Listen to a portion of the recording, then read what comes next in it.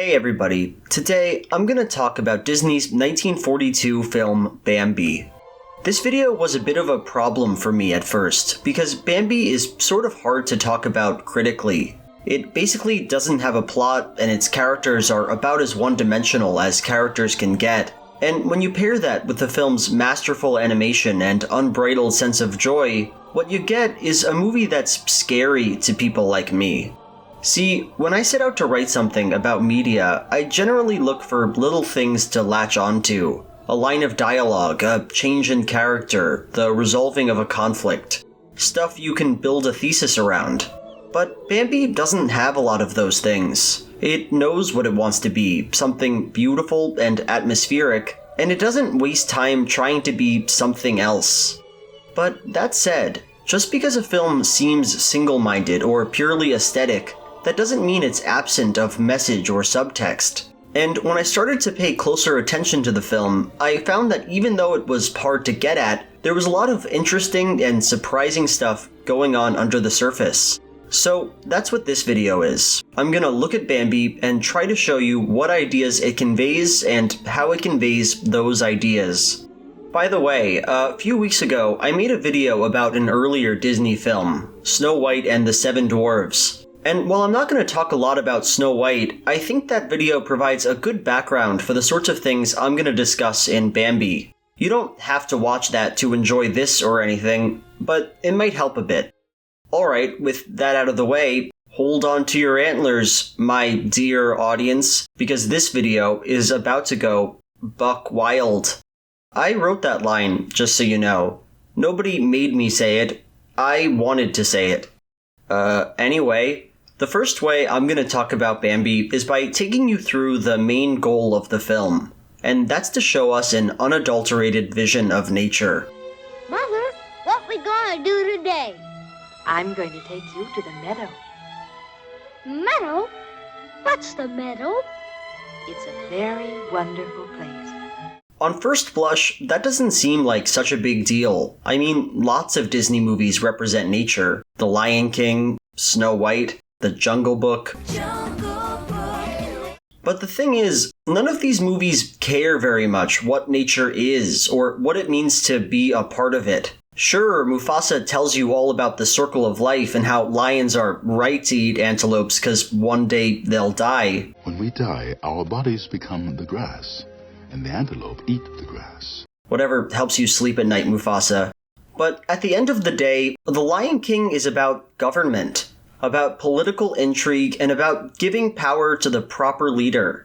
Bambi, on the other hand, doesn't want to use nature as a prop to make a point or tell a story. Instead, it positions nature as a place of inherent interest and power. The movie pays an incredible amount of attention to the way things inhabit and move in space. Whereas in past films, the animators rendered characters and objects in a sort of cartoonish way, here they're drawn in painstaking detail. Look at the way Bambi gets up here. Or how this droplet hits the surface of water. Or how wind brushes against grass. It's perfect. It captures both the physicality and the emotional depth of the natural world. And all this detail, all this attention, makes it clear that for Bambi, nature is really where it's at. It's the important thing the filmmakers want to show us. And that mission turns out to be so important, so all-encompassing, that the movie has to tell its story in a pretty non-traditional way. See, most Disney movies use their environments as a space for characters to express themselves. The woods of Snow White fundamentally exist for Snow to inhabit them. They change to fit her emotional state and are used to show a conflict in the film. But in Bambi, it goes the other way around. Nature doesn't act in service to the characters act in service to nature. To show you what I mean, let's look at our protagonist, Bambi. He's not your standard character, is he? He doesn't want something he can't have. He doesn't have a call to action or a personal conflict. He's told at the beginning of the story that he's a deer and that one day he'll be chief deer. Good morning, young prince. And then he spends the rest of the movie just doing whatever. He grows up, he eats stuff, he dates a lady deer. By the way, in the book this movie is based on, that lady deer, Feline, that's his cousin. Isn't that funny? Bambi dates his first cousin, and everyone's just cool with it, I guess. The point here, if I can get back to one, is that Bambi doesn't make a lot of serious choices, or even see himself as the sort of thing that can make choices. And because of that, we have the sense that the protagonist isn't a being separate from nature, he's just another piece of it. A representation of the world around him, serene and joyous and unreflective. Let's look at the most quintessential scene in the movie, the one where Bambi's mom is killed. It's a pretty weird scene. The mother gets shot and Bambi runs off and his father tells him, "Your mother can't be with you anymore." But then, smash cut, it's spring. Everything's okay, and the mother is never spoken about again. In a story that emphasized character, this wouldn't make any sense. I mean, why kill off someone if you're not going to talk about it? But within the logic of this film, it works. And that's because, in a very real way, Bambi is not at the center of Bambi. His feelings and opinions are secondary to what the story is trying to do. So, when the mother dies, the audience isn't reminded of the meaning of this loss within her child. We're reminded of the perpetuation of nature. Yes, someone died, and yeah, it's sad, but nature moves on, totally unaware of that sadness. It recreates itself and grows, and that process is more important to the film than is any animal's subjective experience. So far in this video, I've basically just tried to drill one idea into your head. Bambi cares about nature. Bambi wants to show us an accurate representation of how nature works and how it feels. But here's the thing. This movie isn't nature. It's a movie, an act of interpretation and meaning-making. And what's more, this movie comes out of Disney, a studio that generally wants to express a message of some kind or impart a moral. And because of all that, if we're gonna accept that Disney wants to show us nature here, then we have to ask the question, what do they mean by that? How does nature function in this movie, and why does it function that way? In order to answer those questions, I'm gonna go through the film and find some things that define Disney's vision of nature. The film starts off with a utopian forest. Bambi is born into a world that's happy to see him and which is catered to his existence. He and his mom live generally unconflicted lives. They never have to worry about starving or being eaten by a predator. And everything just comes off with a sense of wonder and stability. Here, we have the first idea Disney wants to express about nature, that it's harmonic and that it functions perfectly. But the perfection of Bambi's nature isn't as simple as all the animals are having fun all the time. I mean, that basically is true, but it's not the whole story. No, in this film, nature falls in line with 1940s American ideas about sex and the nuclear family.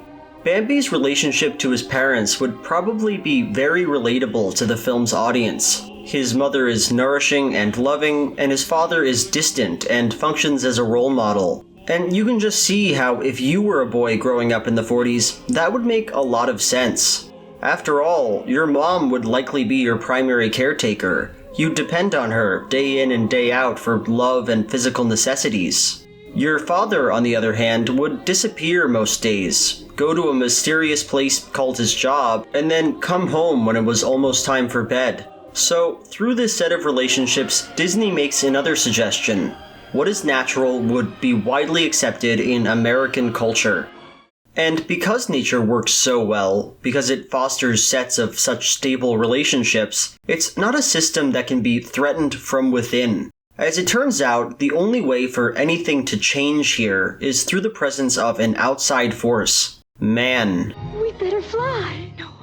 No, don't fly. Whatever you do, don't fly. He's almost here. I can't stand it any longer.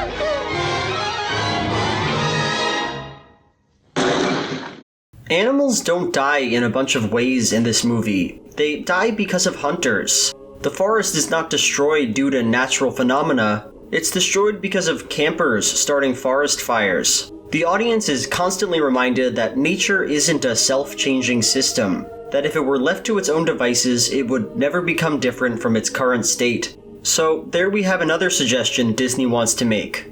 Nature can only be disrupted by forces that are not natural. Okay, so we have all these components that go into Bambi's understanding of nature. It's harmonic, it can't be changed except through outside forces, and it's reflective of contemporary family culture. So now we can start to get at the more complicated question. What is Disney trying to say with this vision? What message is it aiming for? The obvious answer is that Disney positions nature as a thing that needs protecting. It looks at the forest with a paternal nod and tells its audience, look at this place, it's ordered and beautiful, it will continue to exist as long as we don't screw with it, and the animals there are really not so different from you or me. Consider the hunters, or the people who start the forest fire. There's a strong sense here that these people are doing the wrong thing, that what they are tampering with is sacred and should go undisturbed by man. The less obvious answer is that Disney is using nature to express a deep-seated feeling of nostalgia and anxiety. The film seems to look at the forest and long for a simpler time, and considering how in flux 1940s America was, this makes a lot of sense. While America was sending men to fight and die in an international conflict, the world of the forest was stable and delightful. While America was becoming a technological superpower wherein life was rapidly changing, the forest cannot be changed of its own accord. And so we can see the hunters in Bambi not as people who are doing something wrong, but as a force of progress that is as inevitable as it is sad. Life is changing, and while the world benefits somewhat from those changes, there's something lost too. The last, kind of out there answer is that Bambi's nature comes to represent an imaginary vision of American culture. That is to say, the movie implicitly makes the claim that we are like nature. Like the deer in the forest, we can see ourselves as participants in a well-oiled and elegant machine. We can unquestioningly assume the roles that we're given, and we can embrace monogamous nuclear families. According to this reading, the hunters are representations of like the Germans or the Japanese of that time. The film imagines an America that exists in a perfect social harmony, and it's only through evil outside meddling that this situation can change. None of these answers are mutually exclusive, by the way. I think they function simultaneously, working to convey multiple messages at the same time. At the beginning of this video, I said I thought Bambi was a scary thing to talk about. And honestly, I stand by that. I mean, it's basically nice forest, happy animals, the movie. And when the main thing a film wants us to do is go, ooh, those critters are having fun, wish I was having that kind of fun, it can be hard to come up with an important sounding thing to say about it. But when you bring an idea like nature to the center of a film, things have to get complicated. Because nature isn't some uncontested object that exists out there and which can be plopped directly on the silver screen. It's an idea that was made by people, and that can be deployed with certain assumptions and motives in mind. And I hope that if I've done nothing else here, I've described how even as the word natural refers to something simple, rocks and trees and junk, the concept itself is not simple at all. At least not in this film. So that's all I had to say about Bambi. Thanks for watching. I was gonna end this video by recommending the book Bambi: A Life in the Woods. I read it for the sake of this video essay, and I just thought it was super good and cool.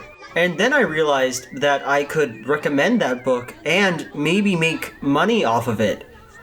So, if you want to listen to an old British man read Bambi: A Life in the Woods to you, you can feel free to go to audible.com and get a free trial on me. Link in the description. Like, comment, and subscribe, and I'll see you next time. Bye.